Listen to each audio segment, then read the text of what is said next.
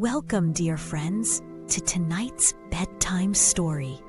Close your eyes, take a deep breath, and let the stars above guide you into dreams. Each story is filled with magic, kindness, and wonder. Now, snuggle in and let's begin. Tonight's story, Midas and the Golden Touch, tells of a king who wishes that everything he touches would turn to gold. But when his wish is granted, he soon learns that some treasures cannot be held in your hands. Let's discover what happens when gold cannot bring happiness. Long ago, in a grand palace surrounded by gardens, there lived a king named Midas. He was rich beyond measure, with golden crowns, golden cups, and golden chairs. Yet even with all his treasure, King Midas was never satisfied. "If only everything I touched turned to gold," he said, "then I would be the happiest man in the world." King Midas had a gentle daughter named Marigold.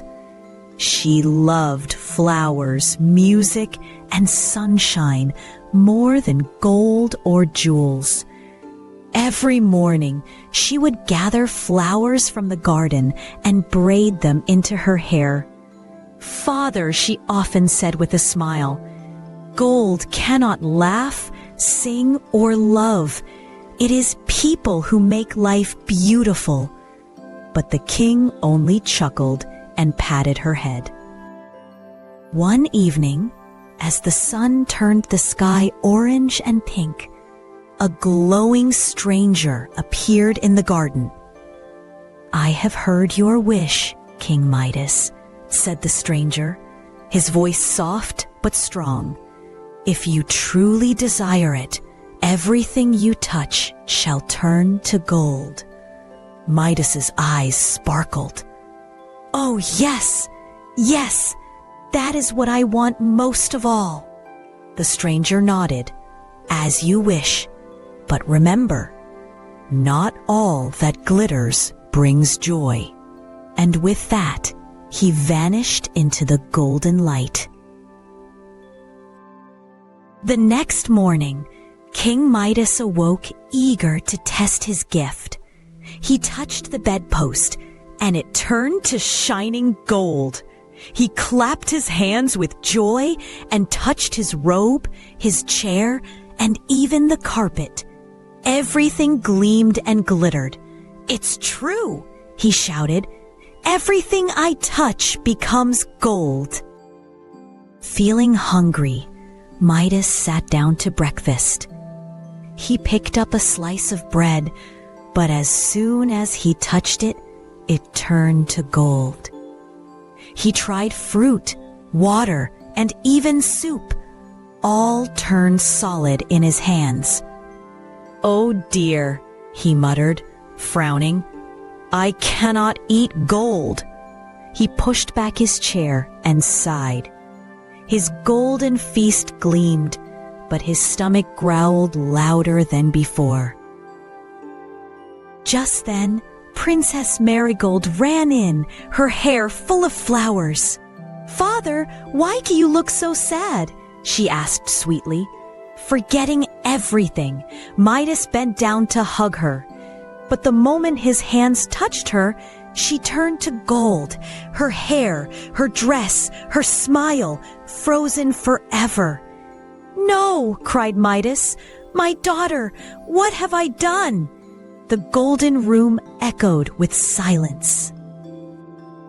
Tears filled Midas's eyes as he looked around his palace. Gold sparkled everywhere. The walls, the chairs, the floor, but it no longer felt beautiful. "All this gold means nothing without my Marigold," he whispered. "I would give all my riches to see her smile again." the once proud king sat on the floor and wept. As night fell, the same glowing stranger appeared once more. "Have you found what you wanted, King Midas?" he asked gently. "No," sobbed the king. "Gold has taken everything I love. Please take away this gift and give me back my daughter." The stranger smiled kindly. "True wealth is not gold, but love."